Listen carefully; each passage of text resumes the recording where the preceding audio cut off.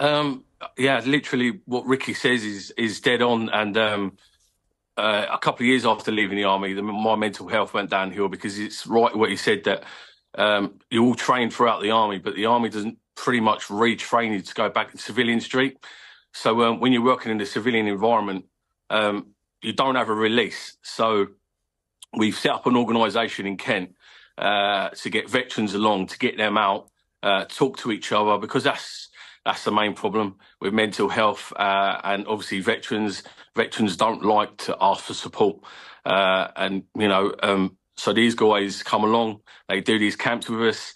We go through bushcraft, we get them back out doing wild camping. Yeah, and it's good for them. I think we go in a year. We're self-funded. We have a lot of help from the army. My regiment, Princess Wales Royal Regiment, they do a lot of support for us as well. We just want to help as many veterans as possible because it's free to come along. Myself and the majority of the team are all actually school teachers. Rikki, what was interesting is your analysis that actually, as a veteran, maybe it's a sign of weakness to say I need help. So how do you kind of tackle that narrative to say, no, actually, it's really urgent and important that you do exactly the opposite? Yeah, well, that's 100%. A lot of veterans don't want to get the help, especially in my time. When I first joined, just before Iraq and Afghanistan kicked off, there wasn't much out there for mental health. But obviously, as the Iraq and Afghanistan conflict went on, the army started, or the Ministry of Defence in general, started doing a lot more for mental health. But when I first joined, there was nothing. Like, I didn't even have decompression. We just got back, handed my rifle in, and then I was straight in a hire car and going home. So I've gone from a war zone to suddenly going to drink loads of beer and going into town, and it's not a sensible thing to do. But then, obviously, as time went on, the Ministry of Defence actually started trying to push, the decompression. So you'd stop off in Cyprus for 24 hours and do some water sports, etc., to try to decompress you. But a lot of forces or ex-forces are just embarrassed because we see ourselves as soldiers and kind of rough and stuff like that. And we feel weak to go and get help. It took me so long until the point where I was on the verge of suicide myself that I actually went and took myself to the hospital and said, look, I need help. And that's the only reason that I went and got help, because I was that close to doing something silly.